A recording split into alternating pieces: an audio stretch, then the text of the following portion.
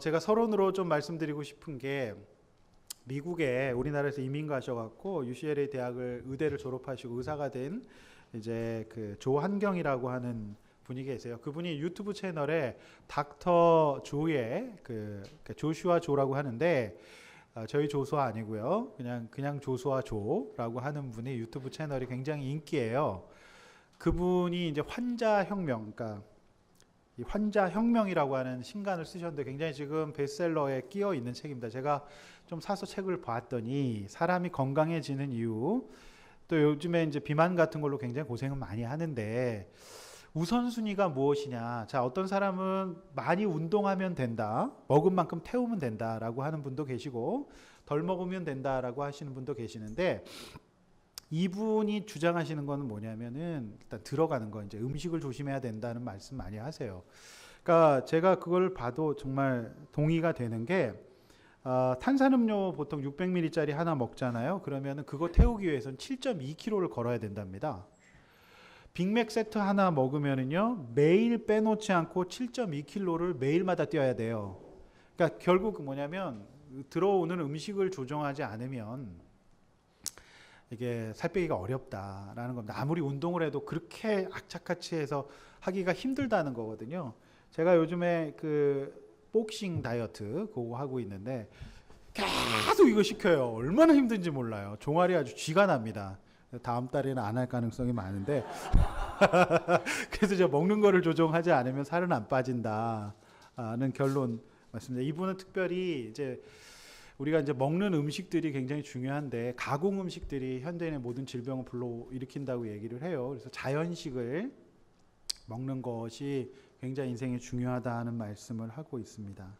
자, 건강에도 이렇게 먹는 것이 중요하다는 것이 우선순위예요. 운동을 하는 것도 중요하지만 자, 그런 면에서 우리 영적인 우선순위, 우리가 인생 살아가면서 어떤 우선순위를 가져야 될 것인지 결론부터 말씀드리면 늦었을 때 우선순위 세울 때고 그 다음에 말씀으로 세워야 될 것, 그 다음에 나뿐만 아니라 모든 가족의 구성원이 우선순위를 세워야 된다. 이 세 가지를 오늘 본문을 통해서 제가 말씀드리려고 합니다.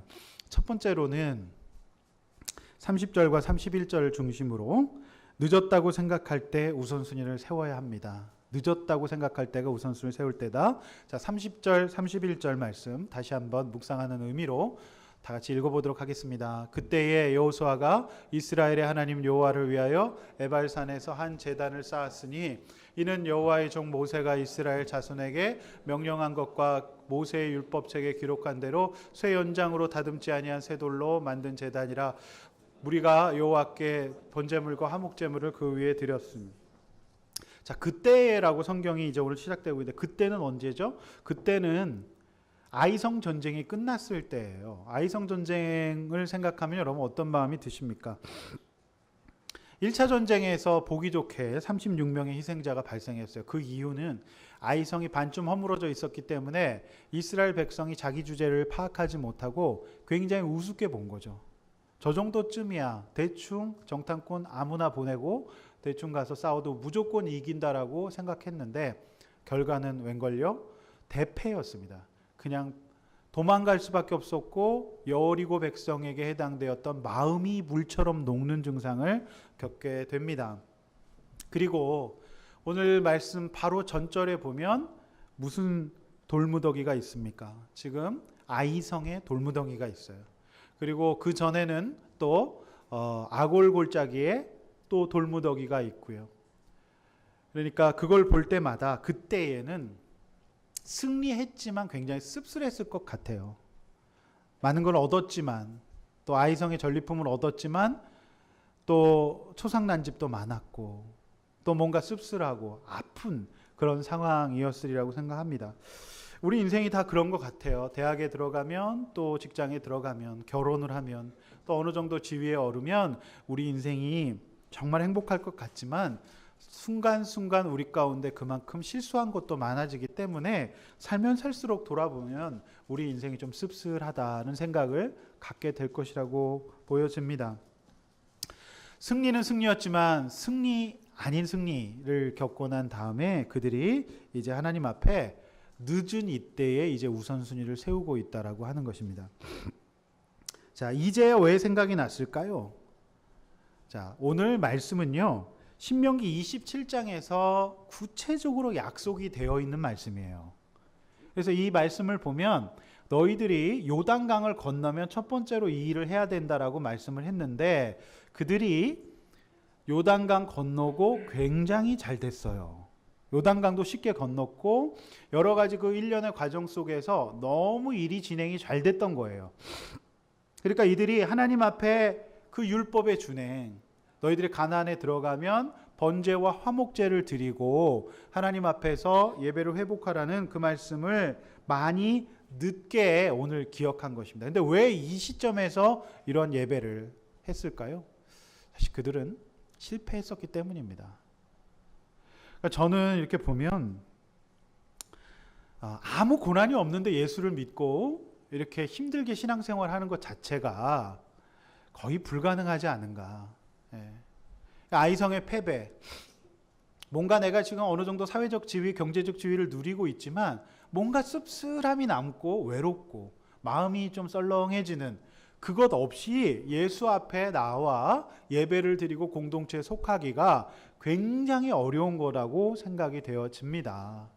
오늘 이스라엘 백성과 여호수아가 이제서야 우선순위를 잡으려고 했던 이유는 아이성에서의 처절한 패배가 있었기 때문이에요. 그러므로 우리 인생의 씁쓸함, 실패, 좌절, 아픔, 죽음, 상처 이런 것들은 구원받을 수 있는 절호의 찬스라고 생각이 되어집니다. 그러므로 이제 고난이 우리에게 올 때 이 사건을 우리가 구원받을 수 있는 사건으로 보는 것이 틀린 게 아니라고 믿어집니다. 자, 우리 신명기 27장 1절에서 8절을 한번 여러분 읽어보셔야 되는데요. 우리 다 함께 한번 읽어볼까요? 자, 시작. 모세와 이스라엘 장로들이 백성에게 명령하여 이르되 내가 오늘 너희에게 명령하는 이 명령을 너희는 다 지킬지어다. 너희가 요단을 건너 내 하나님 여호와께서 내게 주시는 땅에 들어가는 날에 큰 돌들을 세우고 석회를 바르라. 건넌 후에 이 율법의 모든 말씀을 그 위에 기록하라. 그리하면 내 하나님 여호와께서 내게 주시는 땅 곧 젖과 꿀이 흐르는 땅에 내가 들어가기를 내 조상들의 하나님 여호와께서 내게 말씀하신 대로 하리라. 너희가 요단을 건너거든 내가 오늘 너에게 명령하는 이 돌들을 에발산에 세우고 그 위에 석회를 바를 것이며 또 거기서 내 하나님 여호와를 위하여 제단과 돌단을 쌓되 그것에 쇠 연장을 되지 말라. 너는 다듬지 아닌 돌로 내 하나님 여호와의 제단을 쌓고 내 위에 내 하나님 여호와께 번제를 드릴 것이며 또 화목제를 드리고 거기에서 먹으며 내 하나님 여호와 앞에서 즐거워하라. 너는 이 율법의 모든 말씀을 그 돌 위에 분명하고 정확하게 기록되리라. 보세요. 너무 구체적이죠? 너무 세부적이에요. 마치 그 프라모델의 설명서와 같은 세부적인 묘사가 다 되어 있어요. 너무 정확한 매뉴얼이었어요. 근데 그거를 어떻게 까맣게 잊어버리고 있다가 아이성 전쟁에서 패한 다음에 씁쓸한 다음에 내 인생이 내 맘대로 되지 않는 거구나. 이런 어떤 승리의 이벤트 뒤에는 좋을 줄 알았는데 그렇지가 않았다라고 하는 것을 알 수가 있어요. 그래서 오늘 여호수아 8장에 나와 있는 이 일련의 과정들은 하나님 앞에서 이스라엘 백성이 정말 찰떡같이 약속했던 내용들인데 그것을 잊어버리고 있다가 뒤늦게 중심을 잡는 것입니다. 그러니까 우선순위는 늘 이처럼 우리가 뒤늦게 잡게 돼요. 먼저 좀 우선순위를 잡아서 내가 진짜 우선순위가 뭐가 중요하죠? 얘가 예수 믿고 구원받고 우리가 하나님 앞에 믿음으로 살아가는 게 가장 우선순위인데 그 우선순위는 절대로 그냥 잡히지 않고 시간이 지르고 실수하고 엎어지고 씁쓸할 때 그제서야 생각이 나는 거예요. 좀 미리 깨달으면 좋은데 늦게 깨닫게 되는 것이죠. 그러므로 우리는 늦었을 때 그러니까 거의 일찍 영적 우선순위 잡아가는 사람이 이 땅에 많지 않다. 그래서 지금이 중요한 겁니다. 지금 우리가 우선순위를 잡아갈 수 있기를 주의 이름으로 축원합니다. 제가 고1인 저희 아들과 대화를 나눴어요. 저희 아들이 이제 기말고사를 봤는데 거의 기말고사를 이제 뭐 찍다시피 한 모양이에요. 네, 근데 그 아들이 이렇게 얘기합니다. 아빠 나는 공부랑 잘 맞지 않아요. 저는 공부랑 안 맞는 것 같아요. 그런 얘기를 했습니다. 물론 이제 고1 정도 되면 영어와 수학이 굉장히 확장이 되어져요. 그래서 집중해서 초등학교 고학년 때부터 복습과 선행학습을 쭉 해오지 않으면 굉장히 머리에서 지진이 나게 되어 있습니다. 그런데 우리가 알다시피 만약 우리가 지금 고1이 된다고 생각한다면 여러분 어떠시겠습니까? 여러분 서울대 아니 하버드도 가지 않으시겠습니까? 예? 믿습니까? 우리 교회에 우리 강병길 집사님 서울대학교 나왔어요. 우리 교회가 무시할 수가 없어요. 우리 서울대 나온 사람도 있어요. 근데 우리가 정말 고1 된다고 생각해 보십시오. 어떨 것 같아요? 굉장히 많은 거 할 수 있겠죠? 근데 우리 아이들은 철저하게 늦었다라고 생각해요. 예, 정말 늦었다고 생각해서 아까 제가 이제 말씀을 일부 예배 때도 아이들에게 말을 했는데 사실 상위 F로의 아이들만 인정받고 그 리더들을 떠받치는 아이들로서는 특히 한국의 입시 제도가 상위에 해서 스카이 대학에 들어가지 않으면 굉장히 깝깝해지는 상황이기 때문에 아이들은 본인이 되게 늦었다라고 생각하고 우선순위인 공부를 뒤로 제치고 게임과 이제 놀이에 집중하는 것을 보게 됩니다. 우선순위는 공부잖아요. 그런데 정말 늦게 군대 갔다 와서 공부해서 대학 들어가는 애들도 있어요. 그런 아이들 뭐죠? 굉장히 늦게 깨달아서 이제라도 시작해야 되겠다라고 생각하는 친구들도 있긴 마련이지만 제일 좋은 거 미리미리 우선순위를 잡으면 좋지만 이제라도 우선순위를 잡아도 늦지 않다는 거 말씀드리고 싶습니다. 제가 역사를 보면 굉장히 마음 아픈 얘기가 있어요. 그러니까 명성황후를 우리가 일본 사람들이 시해하지 않았습니까? 그런데 그 가운데 국모 시해 사건에 가담했던 조선인 출신 일본 장교가 있었어요. 이 사람이 이제 우범선이라고 하는 사람인데요. 이 사람이 우범선은 이제 개화기를 맞이하면서 개화된 일본의 모습에 자극을 받아갖고 개화파가 됐어요. 그래서 일본에 우리가 협력하는 것이 나라의 살 길이라고 생각하고 거기까지 들어간 거였어요. 근데 이제 그 사건이 드러나고 난 다음에 우범선은 일본으로 도망하죠. 살 수가 없겠죠.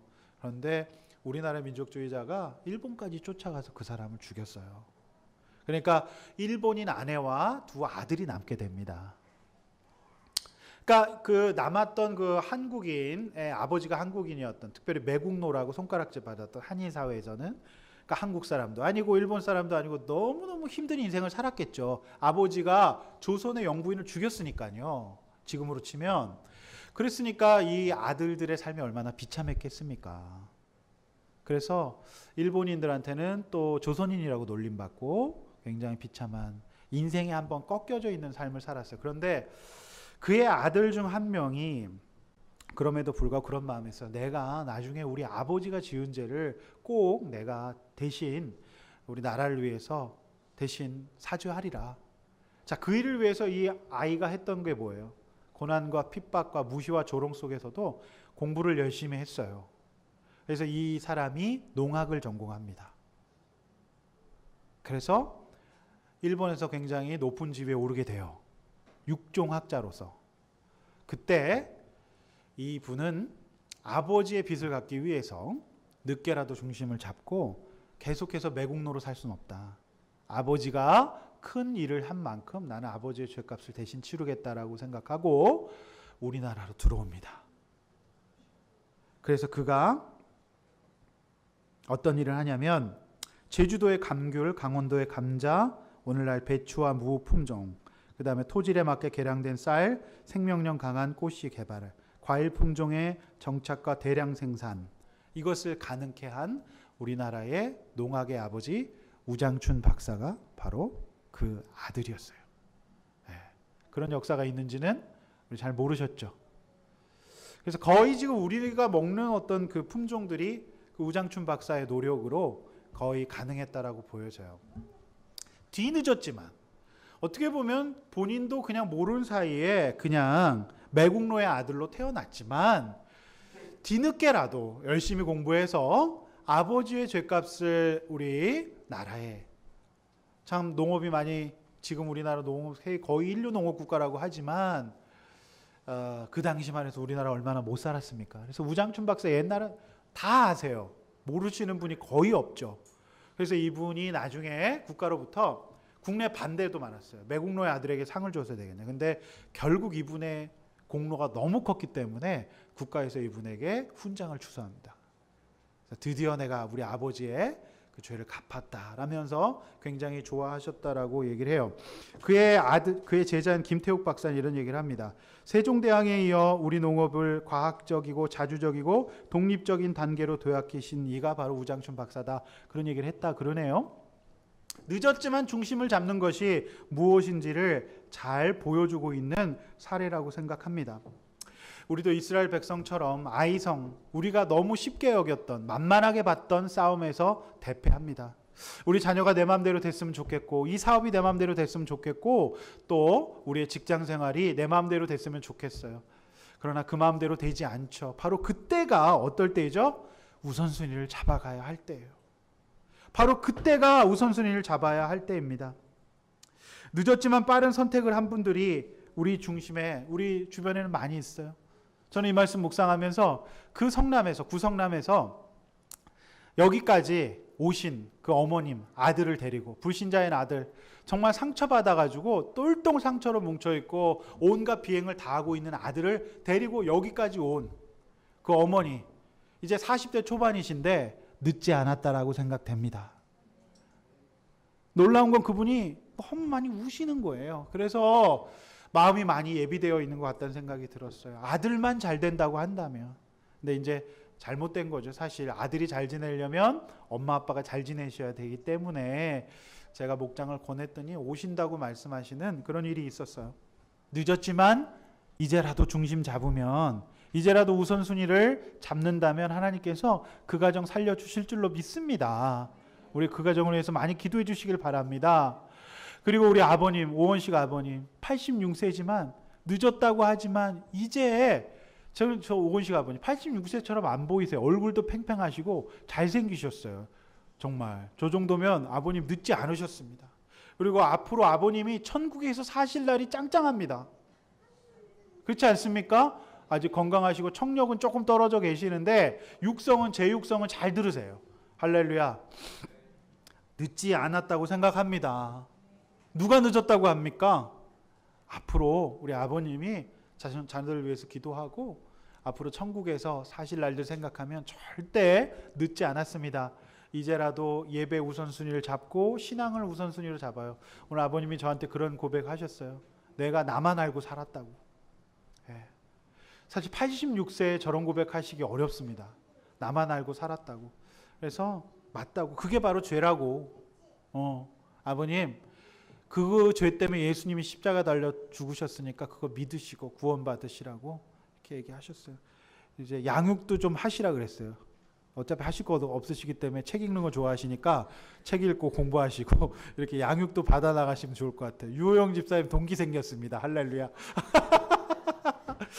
저는 유호영 집사님도 늦었다고 생각하십니까? 아니에요. 지금 유호영 집사님 정말 가장 빠를 때 우선순위를 잡았어요. 유 집사님이 진짜로 우선순위를 어디다 잡았어요? 그냥 놀고 이제 그런 것, 세상 것에 우선순위 잡았지만 이제 우선순위를 예배에 잡고 목장에 잡고 수요 예배까지 나오시고 얼마나 지금이라도 시작하는 이 우선순위가 저는 절대 늦지 않다고 생각이 되어집니다. 사랑하는 성도 여러분, 오늘 에발산이 나와요. 이 에발산은 오래전서부터 이스라엘 백성의 굉장히 중요한 영산이었어요. 그 에발산 맞은편에 그리심산이 있고 그 가운데 계곡이 있습니다. 그래서 양쪽 산에 나누어서 이제 이스라엘 백성이 서서 예배를 드리게 됩니다. 특별히 쇠연장으로 다듬지 않은 돌로 제단을 쌓으라고 신명기 말씀에 나와 있어요. 이것이 왜 그럴까 생각해 보십시오. 우리 하나님은 우리가 조작하고 우리가 만들어서 예배할 뿐이 아니라 하나님 세상 만물의 창조주이시기 때문에 손대지 말고 가감 없이 하나님께 그대로 섬겨야 된다는 의미를 가지고 있다고 해요. 자, 저는 이 생각해 봤어요. 이 시대의 성전은 우리의 몸이잖아요. 그죠? 우리의 몸인데 우리의 몸에다가 칼로 쇠연장으로 다듬어진 가공식품들을 때려 부으면 우리가 온전히 예배할 수 없는 성전이 되어가는 거죠. 그것도 의미가 있다고 생각해서 다듬지 않은, 가공하지 않은 자연식품들이 몸에 굉장히 좋다고 얘기하지 않습니까? 그러니까 그런 의미도 있다고 생각해요. 그래서 우리 하나님은 가공된 돌로 예배를 받으실 분이 아니라고 말씀하고 있습니다. 특별히 이 번제는 뭐예요? 우리의 죄를 태워드리고 하나님 앞에 우리가 얼마나 넘어지고 실수하고 좌절할 수밖에 없는 인간인지를 회복하는 번제가 바로 예배인 거죠. 그리고 화목제는 뭐예요? 이것은요, 사랑과의 관계를 회복하는 거예요. 예배를 드리고 기름만 드리고 그 고기는 제사장과 백성들이 함께 나누어 먹습니다. 저는 이 화목제와 번제를 생각하면서 우리가 번제는 예배라고 할 수 있죠. 그다음 화목제는 뭐예요? 목장이에요. 이번 주 금요일 날 이 예배당에서 화목제 하신 걸로 알고 있습니다. 고기 구워서 나눠 드셨죠? 예? 여러분 목요 목장 금요일 날 수양관 들어가셔서 당연히 화목제도 하셨겠죠. 예. 그러면서 어떻게 돼요? 영적 공동체에서 말씀을 듣고 기도도 안 하고 우선순위를 하나님께 두지 못했던 것이 그래 일주일의 첫날 예배 주일날 예배를 드리면서 우리의 우선순위를 다시 잡는 거예요. 잊어버렸던 말씀을 다시 잡고 그 다음에 목장 예배에서 화목제를 함께 드리면서 나와 하나님과의 관계 뿐만 아니라 우리 가족들과의 관계, 또 다른 사람의 나눔을 들으면서 그래 나도 저 집사님의 죄가 나에게 있구나, 나에게 아내에게 저렇게 하는 게 있구나, 남편에게 저렇게 하는 게 있구나, 자녀에게 저렇게 하는 게 있구나를 깨달으면서 관계가 회복되어지는 거예요. 이게 가장 중요한 우선순위라고 하는 것입니다. 제가 이번 주에 화제가 되었던 우리 여자 목장 보고서를 인용하려고 합니다. 설교 첫 바따로 이제 목장 보고서 인용입니다. 축하드립니다. 네, 제가 이 참 사진은 정말 눈 뜨고 볼 수 없는 화려한 사진이었는데 거기다가 이제 온갖 장식들이 굉장히 많이 들어가 있었어요. 10대들을 능가하는 사진이셨습니다. 네, 우리 작은 교회니까 그렇게 하셔도 된다고 생각해요. 나의 의지하는 무기는 무엇인가? 자, 어떤 집사님, 가 집사님이 공감 능력이다 이렇게 얘기를 했어요. 그리고 어떤 집사님은 도덕심이다. 그리고 어떤 집사님은 눈치와 포용력이다. 또 어떤 집사님은 계획성이다. 마지막 집사님의 나눔이 굉장히 인상적입니다. 예쁨과 귀여움, 혀 짧은 말 하기가 나의 무기다라고 얘기를 했어요. 여러분 혀 짧은 말, 예쁨과 귀여움 누군지 우리 다 알아요? 자, 할 수 있지만 그것보다 중요한 게 뭘까요? 사실 번제와 화목제를 드려서 하나님 앞에서 내 삶의 우선순위를 말씀과 예배로 두는 것, 영적인 것으로 내 우선순위를 잡아가는 것이 아니겠습니까? 여러분 번제와 화제를 드림으로 40이 되었건 50이 되었건 80이 되었건 우리 우선순위를 바로 늦었다고 생각하는 바로 오늘 이 순간에 회복할 수 있기를 주의 이름으로 축원합니다. 바로 지금이 늦었다고 생각할 때가 아니라 지금이 가장 빠른 때인 줄로 믿습니다. 오늘부터 시작하십시다. 오늘부터 다시 패배하고서 드리는 우리의 예배이지만 한 주간 또 우리가 사실 실수하고 실패한 것이 있지 않습니까? 그렇지만 바로 지금 우리가 하나님 앞에 회복할 수 있기를 원합니다. 내가 원죄를 태우고 났어요. 우장춘 박사처럼 힘들게 태어났어요. 낙인을 받고 태어났습니다. 그러나 지금부터라도 우리가 우선순위를 이타적인 것, 그 다음에 하나님 앞에 사람을 살리는 것으로 잡아나간다면 우리의 인생이 바뀔 수 있을 줄로 믿습니다. 우리 첫 번째 이런 나눔을 해보시길 바랍니다. 사람 막대기와 인색 채찍을 맞은 뒤에만 예배가 회복되는 사람은 아닌가요? 이번 주 큐티 말씀에 나와 있던 사무엘상의 말씀입니다. 너희들이 언약에 충실하지 않고 말씀에 깨어있지 않고 영적으로 회복되지 않으면 사람 막대기와 인생 채찍으로 훈련받는다 그랬어요. 그죠? 그래서 여러분 이렇게 예배가 회복되는 사람은 아닌가. 또 너무 늦었다고 생각하고 주저앉아 있지는 않습니까? 그래서 우리 나이 드신 우리 아버님이 세례받는 게 굉장히 중요한 거예요. 저희 공동체에도 중요한 일이라고 생각합니다. 또 번제와 화목제인 예배와 목장, 무엇보다 큐티를 회복하고 있는지, 지나간 과거 다 잊어버리고 지금부터 여러분 다시 시작할 수 있기를 축원합니다. 오늘 두 번째 32절과 34절 말씀으로 하나님의 말씀으로 우선순위를 세워야 돼요. 앞에 한번 보시고 한번 읽어볼까요? 시작. 하나님의 말씀으로 우선순위를 세워야 합니다. 자, 우선순위 세우는 데 있어서 두 번째는 말씀으로 세워야 되는데 굉장히 많이 들었던 말씀이지만 오늘날 교회 가운데 가장 이루어지고 있지 않은 부분이기도 합니다. 종교 개혁자들이 있었습니다. 16세기에 중세 구교 로마 카톨릭이 굉장히 많이 타락했어요. 면죄부를 파는가 하면 어마어마한 성전을 짓느라고 많은 사람들에게 혈세를 이제 걷어들였습니다. 그런데 이 종교 개혁자들이 루터나 칼빈 같은 사람들이 종교를 개혁하면서 자신이 종교를 개신교의 창시자였다고 해서 자신의 동상이나 이런 것들 남기지 못하도록 했습니다. 그래서 종교개혁의 본질은 하나님의 말씀만이 남도록 하는 거예요.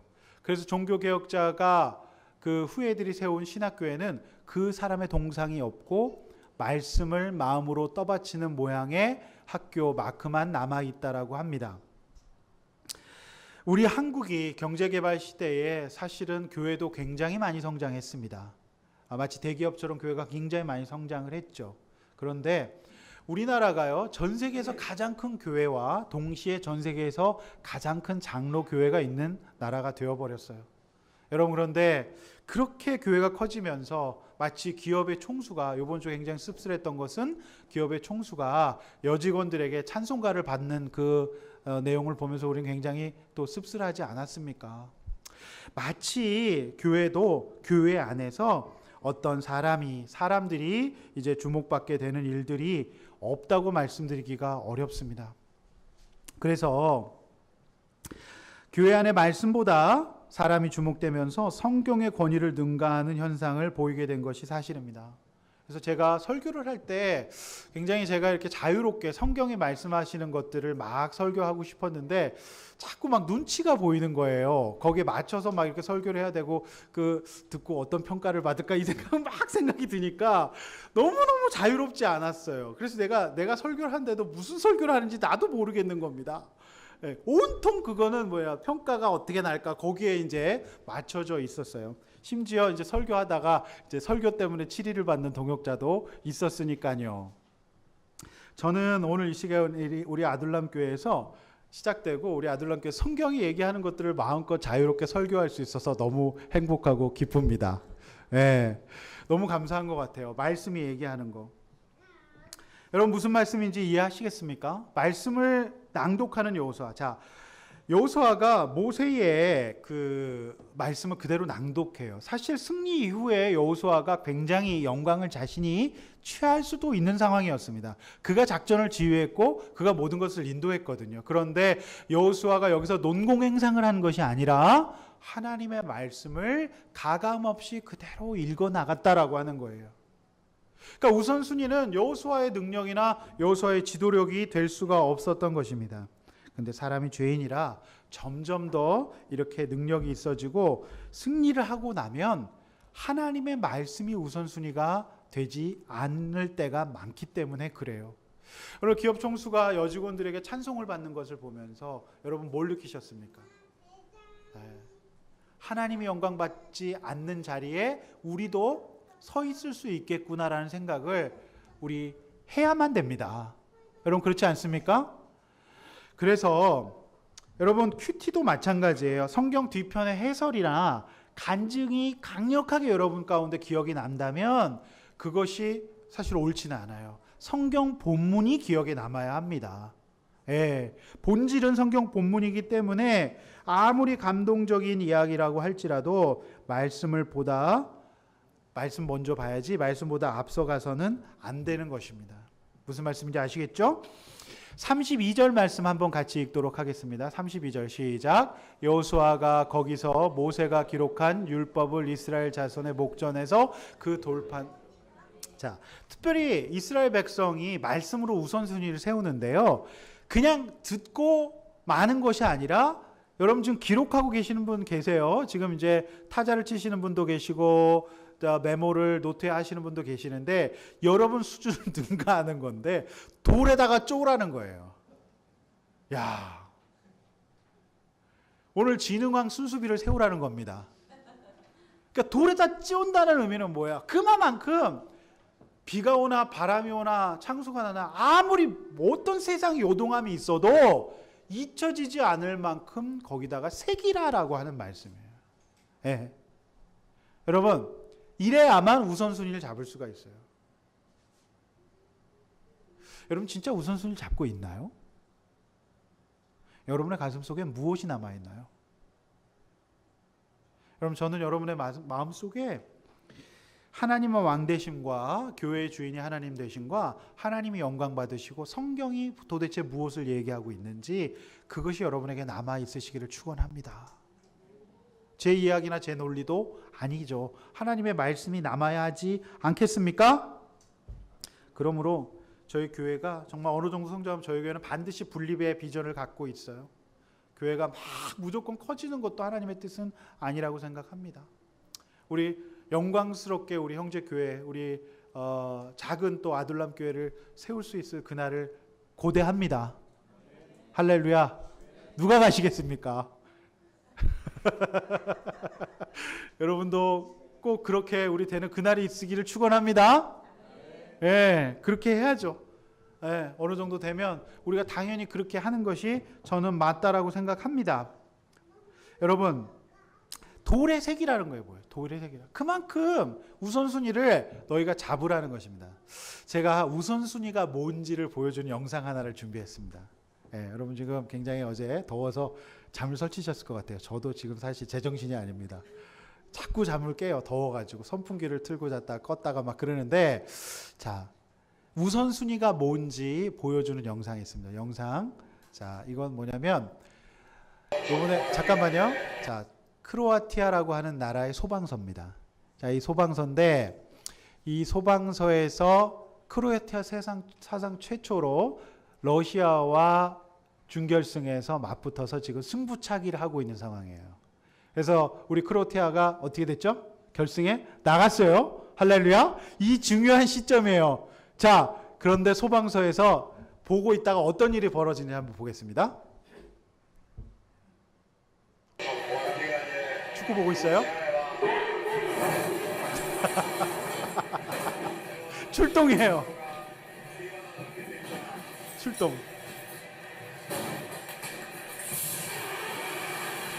출동.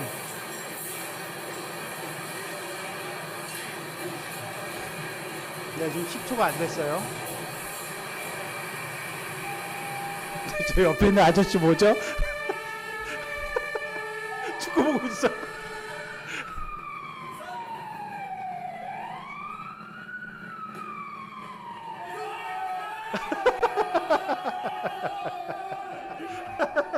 자, 이분들은 이제 내근을 하시는 분들인 것 같아요. 자, 그죠? 굉장히 저는 이거 보면서 제가 어떤 그 이무연이라고 하는 청소년 사역자가 이거를 페북에 포스팅한 걸 보면서 제가 공유했어요.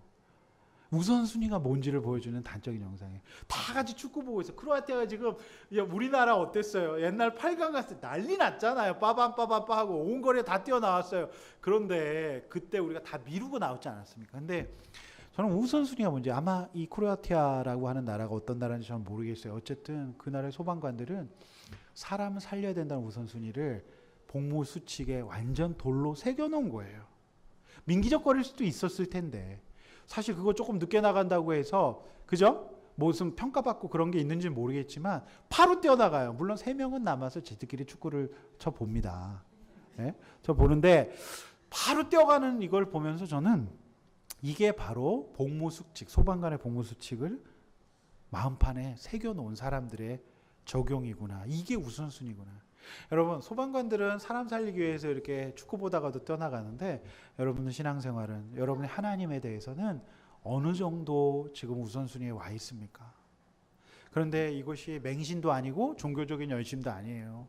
전쟁과 같은 인생을 살 때 하나님께서 싸워주시는 인생이 가장 정확한 길이기 때문에 오늘 여러분들이 오늘 예배 드리고 우리가 말씀에 주목해야 되는 줄로 믿습니다.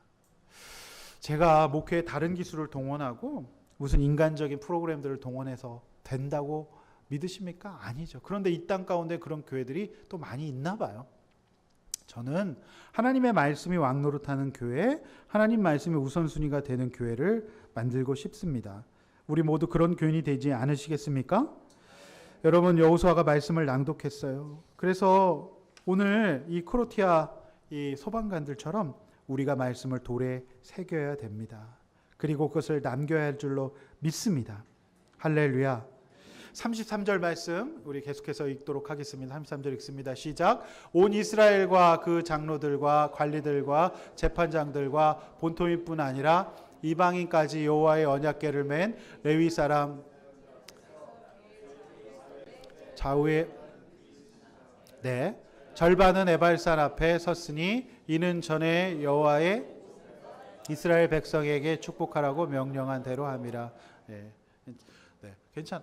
저기 애 들어갈 수 있는 방도 있는데 저기 집사님, 이스키 간사님, 거기 있어도 돼. 거기서 봐줄게. 안에 선생님들 계셔. 가서 거기 뭐 노는 것도 있고 간식도 있어서 거기서 앉아서 예배 드리세요. 집사님하고. 자, 그래서 집사님 먼저 우선순위 예배 드리세요. 정말 오랜만에 우리 예배 왔기 때문에. 안 가면 그냥 괜찮고. 예배 드리세요. 괜찮아. 편안하게 생각하시고. 그래서 오늘 말씀 봤지만 오늘 말씀의 우선순위는 위에서 아래로까지 다 내려와요. 그러니까 지도자와 백성과 장로와 모든 사람들이 다 이제 들어가 있습니다. 그죠? 제가 이번 주 우리 교회 이제 황장로님과 성남시 관내학교를 돌았어요. 그래서 제가 이제 장로님과 이제 대화를 쭉 해왔는데, 장로님 그동안 신앙생활 하시면서 참 이렇게 보니까 제가 목사로서 죄송했던 게 참 이상한 또 조금 연약한 지도자들의 모습 때문에 장로님 많이 고생하셨다. 그래서 제가 드릴 말씀이 없었어요. 제가 들어봐도 제가 민망할 정도여서 제가 죄송하다고 말씀드렸어요. 제가 대신해서 사과드리겠다고. 제가 그런 건 아니지만 제가 저 같은 동종업계 목사들이 참 문제라서 죄송하다고, 저는 그렇게 하지 않겠다라고 깨어 있겠다고 제가 대신 사과했습니다. 그런데 동시에 여기 보면 제사장과 장로들이 또 문제가 있어요. 여기 보면 제가 장로님에게 또 희한한 얘기를 들었어요. 어느 교회 장로님이 장로 직분을 준다고 어느 교회에 뭘 이렇게 기부를 하고 장로를 받으려 가려고 했다는 얘기를 들었어요. 제가 그 얘기를 들으면서 목사나 장로나 똑같다. 그러니까 한국 교회가 이러는 거지. 제가 그 생각을 또 동시에 하게 됐어요. 어느 교회에서 장로 직분을 줄 테니까 뭘 기부해라 이런 식으로 얘기를 했다는 거예요. 말이 안 되잖아요. 그렇게 하는 목사나 그렇게 하는 그것을 고려하는 장로님이나 다 문제가 있다고 생각이 되어집니다. 사무엘 하의 사울 공동체와 다윗 공동체의 모습을 여러분 보시면 어떠신가요? 여러분, 우리 교회나 또 다윗과 사울의 공동체, 특별히 다윗의 공동체 다 이제 시작점에 있어요. 그런데 이 시작점에 있는 주변의 사람들의 상태를 보십시오. 물론 일단 다윗과 사울이 상태가 안 좋았어요. 분별이 잘 안 되고요. 다음 주 본문에 보면 또 속아 넘어갑니다. 자, 이 내용을 보면서 특별히 이번 주 수요 큐티 설교 때 우리가 다 같이 황망했잖아요. 다 같이 황망했어요. 아브넬의 제안을 받아들이고 누구를 데려오라? 미가를 데려오라. 정말 너무 황망해요. 다윗이 그러면 안 되거든요. 그래서 결국 다윗 왕국이나 사울 왕국이나 다 연약한 하나님의 나라이지만 하나님의 은혜만 왕노릇하는 나라가 하나님의 나라라는 거예요. 여러분, 우리 교회가 아직 작지만 금방 커지는 게 중요한 게 아니에요. 구성원 한 명 한 명이 올바른 성경적 가치관을 가지고 말씀의 권위 아래 복종하고 인간적으로 판단하고 살지 않는 그리심산과 에발산과 같은 공동체가 되어야 합니다. 우리가 무엇을 해야 되겠습니까? 구원의 관점에서 생각하면서 급한 일과 중요한 일을 분별하는 성숙한 우리 공동체가 되기를 간절히 축원합니다. 에발산과 그리심산이에요. 사실 에발산에는요 그런 일이 있었어요. 에발산은 저주의 산이고 그리심산이 축복의 산이라고 하는 인식이 있었어요. 그래서 시므온, 레위, 유다, 이사갈, 요셉, 베냐민은요 그리심산에 섰고요. 나머지 6 르우벤, 갓, 아셀, 스불론, 납달리는 저주의 산인 에발산 위에 섰어요. 자, 그런데 이 산에 어떤 산에 소속됐다고 해서 그 사람들이 그대로 축복받고 저주받으면 말이 안 되죠. 이것이 의미하는 것은 뭐냐면 율법에 순종하지 않으면 네가 어느 산에 섰든지 간에 저주받을 수도 있고 축복받을 수 있다는 것을 상징하는 거지, 어느 산에 섰다는 것이 중요한 것은 아닙니다. 무슨 말씀인지 아시겠죠? 그러니까 여러분 그런 거예요. 내가 어느 목장에 소속됐다고 해서 저주와 축복의 대상이 갈리지 않습니다. 그곳에서 내가 여자 목장이든 직장 목장이든 부부 목장이든 금요 목장이든 목요 목장이든 거기서 하나님의 말씀을 붙드는 것이 중요한 것인 줄로 믿습니다. 우리 소속 자체가 우리가 동편사인지 서편사인지가 중요하지 않아요. 어떻게 신앙생활하는지 말씀대로 붙들고 깨어있는지가 가장 중요한 것인 줄로 믿습니다. 사랑하는 성도 여러분, 말씀을 새기십시오. 그리고 그 말씀만 기억남게 하십시오. 우리 그런 아둘람 교회가 되기를 축원합니다. 인간이 왕노릇하지 않는 교회가 되기를 원합니다. 하나님의 말씀이 기억에 남고 말씀이 우선순위가 되는, 말씀을 돌판에 새기는 교회가 되기를 원합니다. 크로아티아 소방관처럼 우선순위를 여러분 그렇게 하나님 앞에 말씀에 두어 보십시오. 하나님께서 어떻게 인도하시는지를 보아가는 우리 공동체가 되기를 축원합니다. 오늘 두 번째 적용과 나눔은 내 우선순위, 즉 가치관과 판단의 기준은 예배와 큐티를 통해 들은 말씀인가요? 내 성품, 감정, 해결되지 못한 상처가 말씀보다 우선순위로 작동하고 있지 않나요? 여러분의 우선순위는 여러분의 감정과 기분 상태 아닌가요? 여러분의 선입견 아닌가요? 여러분, 돌판에 말씀을 새기라고 했습니다. 나의 설교 듣기와 큐티하기는 그만큼 치열합니까? 이제 다음 주부터 여러분 돌판을 좀 갖고 오십시오. 그래서 정과 돌판으로 좀 쪼아 봅시다. 자, 자판을 치려면 좀 세게 치십시오. 돌판에 새긴다는 마음으로. 그 다음에 잉크를 볼펜이 망가져라 꾹꾹 눌러 쓰십시오. 옛날에 받아쓰기 할 때처럼. 여러분 그런 마음이 있으셔야 되겠죠. 네. 정말 여러분 돌판에 새기셔서 말씀으로 우선순위 세우시기를 바랍니다. 인간의 가치관과 철학도 아니라 말씀으로 세워가시길 바랍니다. 세 번째, 모든 세대가 우선순위를 세워야 합니다. 우선순위 세 번째 설교입니다. 34절, 35절 말씀 읽습니다. 시작. 그 후에 여호수아가 율법책에 기록된 모든 것대로 축복과 저주의 율법의 모든 말씀을 낭독하였으니, 모세가 명령한 것은 이스라엘의 온 회중과 여자들과 아이와 그들 중에 동행하는 거류민들 앞에서 낭독하지 아니한 말이 하나도 없었더라. 여러분 보십시오. 예나 지금이나 여성과 아이들 그리고 외국인들에 대한 무시와 차별은 여전합니다. 특별히 유대인들은 그게 굉장히 깊었어요. 그래서 인구 계수에 여성은 세지 않았고 아이들은 세지 않았고 외국인은 말할 것도 없었습니다. 근데 오늘 하나님께서 그들도 똑같이 말씀을 들어야 된다고 말씀하시네요. 우리 교회가 나중에 가능하면 그런 외국인 근로자들을 대상으로 하는 사역, 몽골인들이라든지 파키스탄인, 그러니까 이런 분들을 위해서 외국인 예배가 있는 교회들이 있죠. 사실 굉장히 바람직한 일이에요. 고향도 못 가고 이렇게 그런 분들이 복음을 듣고 고향 들어가면 그냥 선교사가 되지 않겠습니까? 오늘 말씀에 특별히 거류민들, 외국인들이거든요. 이들도 말씀의 대상이 되어야 된다. 특별히 여성과 아이들까지 다 말씀을 우선순위로 삼아야 된다라고 말씀을 하고 있는 것이죠. 굉장히 중요한 것입니다. 그런데 이걸 뒤집어서 보면 보통 그 어린이와 젊은이 사역만 집중한다는 교회들을 보면 또 교회 성장이 잘 안 돼요. 왜 그럴까요? 사실 그들의 가정을 안 보기 때문이에요. 그래서 우리는 다음 세대를 중심으로 하지만 그들의 가정 중수의 목적을 두는 게, 제가 오랫동안 청소년 사역을 하면서 내린 결론은 부모님이 변화가 되지 않으면 거의 불가능하기 때문이에요. 그래서 결국에 장년 목회가, 장년들이, 우리 모든 어른들이 말씀을 잘 보고 깨어 있으면 우리 아이들은 자동적으로 잘 살아갈 거예요. 믿으시기 바랍니다. 결국 유치부 저 아이가 말씀을 듣는 게 중요하다고 생각되어지만 더 중요한 거는 엄마 아빠가 듣는 거예요. 엄마 아빠가 깨어 있지 않으면 안 됩니다. 그래서 오늘 본문에 보면 특별히 아이와 젊은이들에게 집중할 수 있지만 동시에 모든 어른들도 집중해야 된다. 모든 세대가 동일하게 말씀으로 우선순위를 잡아야 한다는 것을 오늘 보여주고 있는 것입니다. 오늘 청소년 우리 일부 예배는요. 우리 청소년이 이제 다 합치면 우리 8명이에요. 정말 대부흥을 했습니다. 할렐루야. 3명으로 시작했는데 우리 수련회 가면 이제 8명이라서 우리 의역이 당연히 이제 너네 집 가니까 가야 되는데 우리 의역이가 믿음이 많이 부족해요. 그래서 의역이를 제가 세례를 이번에 할아버님은 같이 드리려고 했는데 끝까지 잡아놓으려고 제가 끝까지 악착같이 다 시킬 거예요. 미국 가기 전까지. 그래서 의역이가 믿음이 있어야 되는데 일부 예배 때 보면요. 우리들 교회에서 애들이 많아요. 많기 때문에 숨어 있어요. 그래갖고 막 떠들고 딴짓을 해도 어떻게 할 수가 없어요.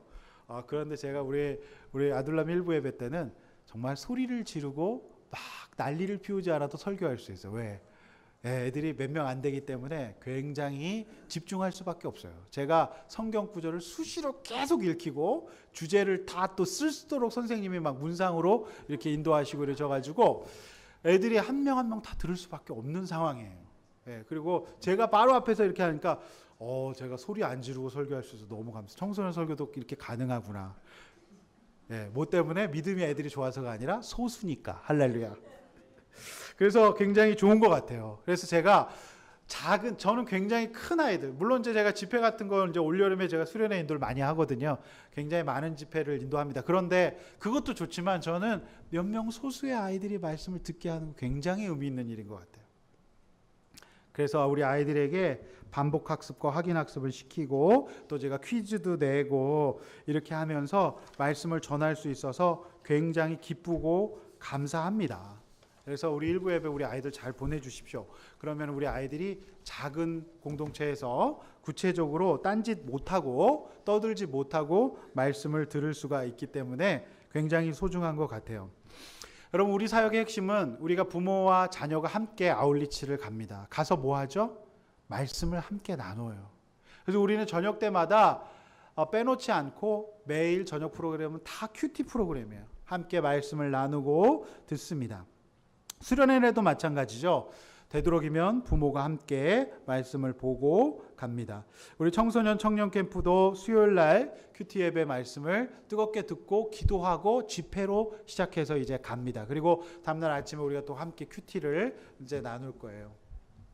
우리 교회가 지금 아이들까지 해서 이제 50명 정도 돼요. 제가 다시 한번 세봤는데 50명 정도 되는 것 같아요. 그래서 하나님께서 이렇게 들고 나도 하나님께서 이제 인도해 주시는 게 있겠다 이런 싶은 생각이 드는데요. 우리 모든 50명의 어른 자녀들이 함께 말씀을 듣고 전 세대가 함께 가야 될 줄로 믿습니다. 나만 봐서도 안 되고 우리 자녀가 안 봐서도 안 돼요. 우리 모든 자녀들이 보려면 여러분 부모님도 보셔야 돼요. 제 동기인 울산 다운교회, 울산에서 지금 좀 꽤 큰 교회인데요. 그 목사님이 울산의 시골에서 이제 개척을 하셨어요. 그래서 지금 이제 이분이 이제 굉장히 성공적으로 이렇게 사역을 하고 계시는 목사님인데, 이분이 하시는 게 뭐냐면 세대 간 통합 예배예요. 그러니까 원래 그 개혁교회 장로교회 전통은 온 세대가 함께 우리 아이들도 이렇게 뛰어다니고 강단에서 막 놀고 이렇게 하면서 화란의 개혁교회는 다 같이 예배를 드려요. 그걸 이제 세대 간 통합 예배라고 해서 그분이 그걸 굉장히 주장하고 계셔요. 그리고 저한테 이제 영화 예배 아이디어를 배워 가셔가지고 울산 무슨 태화 무슨 강 뭐 거기 무슨 극장에서 다 같이 전교인이 영화 예배라고 설교를 한다고 그러셔요. 제가 이제 큐티도 그 아이들 전 세대 큐티 교사들 교육도 제가 많이 시켜드렸는데 굉장히 의미 있는 거라고 생각합니다. 특별히 제가 홈페이지에 올라와 있는 설교를 보니까 51분이나 설교를 했더라고요. 정말 길구나. 그런데 오늘 여기 말씀을 보니까 여호수아가 한 말씀도 빼놓지 않고 설교를 했어요. 그러니까 여호수아의 설교 시간은 길었을까요? 짧았을까요? 무조건 길었을 거라고 생각돼요. 왜냐하면 모든 말씀을 하나도 빼놓지 않고 설교했기 때문이에요. 여러분 저희 수요예배 시간은 거의 2시간을 넘어섭니다. 겨우 2장 다루는데 2시간이 걸려요. 왜 그럴까요? 한 절도 빼놓지 않고 말씀을 전하고 싶어서예요. 그러니까 한 주간의 말씀이 어떻게 진행이 되었고 이 말씀 속에서 우리가 묵상할 것이 무엇인지를 2장 설명하는데 거의 수요예배가 2시간이 걸려요. 저는 그렇게 생각합니다. 저는 저만 그렇게 생각합니다. 시간 가는 줄 모르겠습니다. 네, 여러분들은 어떻게 생각하는지 모르겠지만 어쨌든 여호수아가 한 구절도 빼놓지 않고 모든 세대를 대상으로 통합으로 예배를 드리면서 그렇게 깨알같이 말씀을 전했어요. 자, 그 이유는 뭘까요? 어른, 자녀, 청년, 노인 모든 세대가 말씀으로 우선순위를 세워야 하기 때문에 그런 것입니다. 여러분, 여러분의 자녀를 어떻게 기르고 싶으십니까? 여러분, 이번 주 사무엘 하설교에서는 설교 큐티에서 굉장히 안타까운 한 자녀의 무리들이 나타나요. 이 자녀들은 열심히 이제 군사 시험에 합격하고 이제 사울 왕국의 군대 지휘관이 되었어요. 그런데 이스보셋이라고 하는 왕의 지휘관이었는데 이 지휘관들, 리더십이 된 이 아이들이 세 가지가 없었어요. 네 가지가 없는 게 아니라 세 가지가 없었는데요. 여기서 한 가지 더 포함되어 있는데 네 가지라고 얘기를 합니다. 그래서 네 가지 없는 아이라고 이렇게 얘기를 하는데 이 본문에는 세 가지가 안 보여요. 뭐가 없어요? 첫 번째, 군대 지휘관이었던 이 두 사람의 지휘관의 이름이 나와요. 이름이 뭐죠? 여러분 성경 보시면은 바하나와 레갑이라고 하는 사람이에요. 이스보셋의 지휘관이었는데 이 사람들이 하는 일이 뭐예요? 첫 번째, 말씀과 믿음이 하나도 없었어요. 지휘관이었는데 성공했어요. 나름 관직을 얻었는데 말씀과 믿음이 없어서 다윗 왕이 이제 하나님의 기름 부으신 사울 왕과 그의 자녀를 함부로 대하지 않는다는 것을 몰랐어요. 그러니까 믿음이 없었어요. 그러니까 이것은 뭐냐면 사울 왕이 예뻐서가 아니에요. 하나님을 믿었기 때문에 참았던 겁니다. 하나님의 일하심을 믿었기 때문에 그렇게 했기 때문에 손대지 않았는데 이 두 지휘관이 싹둑 가서 자고 있는 이스보셋을 죽입니다. 근데 이제 제가 수요일 날 아마도 이스보셋은 아브넬 사건 이후에 우울감에 찾아와서 그냥 낮에도 잤을 것이다. 그래서 우울증이 오면 제일 먼저 잠이 많이 오거든요. 그죠? 그다음에 우리 자녀들도 잔병에 걸려서 이제 많이 잠을 자죠. 그게 우울하다는 증거예요. 그리고 뭐죠? 역사 의식과 교양도 없었어요. 그러니까 과거에 이 어떤 일이 있었는지, 그러니까 얘들은 뭐예요? 신문도 안 봤던 거예요. 그러니까 네이버 기사만 읽었어도 이런 짓을 하지 않았을 텐데 그들은 게임만 했지 지금으로 치면 네이버 기사는 전혀 보지 않았어요. 그리고 뭐 했어요? 세 번째, 눈치도 없었어요. 그래서 이제 산모인간이라고 얘기하는데 우리 자녀들이 리더가 되고 굉장히 훌륭하게 자라는 것도 중요하지만 여러분 진짜 중요한 게 뭘까요? 말씀이 있고 여러분들 의식이 있고 눈치도 있는 대인관계를 통해서 그런 아이들로 길러가야 하지 않을까요? 여러분 자녀를 어떻게 기르기를 원하십니까? 특별히 여호수아는 34절에 무엇과 무엇, 축복과 저주의 말씀을 동시에 전했다 그래요. 우리 아이들이 축복과 저주의 말씀을 동시에 들어야 해요. 그래서 제가 여러분에게 축복의 말씀만 전한다고 한다면 저의 직무유기일 뿐만 아니라 여러분이 굉장히 신앙이 연약하다라고 하는 뜻입니다. 그렇게 하시면 안 된다. 그렇게 살아가면 안 된다는 저주의 말씀도 동시에 들어야 됩니다. 저는 축복과 저주의 말씀을 하는 사람들이 저는 의사라고 생각해요. 자, 의사 선생님들 얘기하시는 거 보면 굉장히 저주의 말씀을 쉽게 하시죠. 곧 돌아가시게 됐습니다. 3개월 남았습니다. 굉장히 너무 간단하게 얘기를 하세요. 근데 사실 그렇게 얘기하는 이유가 뭘까요? 남은 시간이라도 정말 깨어서 관리를 해서 생명을 연장하는 긴장감을 주고 싶기 때문이 아니겠습니까? 축복과 저주의 말씀 우리는 동시에 들어야 합니다. 여러분 어떤 말씀을 듣고 싶으십니까? 여러분 성경은 이스라엘 백성은 축복과 저주의 말씀으로 동시에 우선순위를 잡아갔다라고 하는 것입니다. 여러분 이렇게 한번 나눠보십시오. 나는 자녀를 어떤 자녀로 키우고 싶으신가요? 말씀이 있는 아이인가요? 능력이 있는 아이인가요? 여러분 진짜로 능력이 많았던 사울과 이스라엘 왕국의 사람들의 모습을 보십시오. 정말 하나님을 경외하고 하나님의 말씀으로 우선순위를 삼아가는 것이 굉장히 소중하다는 것을 우리는 깨닫게 됩니다. 우리의 자녀들을 위해서 또 우리를 위해 수고하고 있는 사무엘서에 등장하는 사람들의 모습을 보면서 여러분 대신 회개하시기를 바랍니다. 두 번째, 여러분 말씀을 놓치지 않고 듣고 있습니까?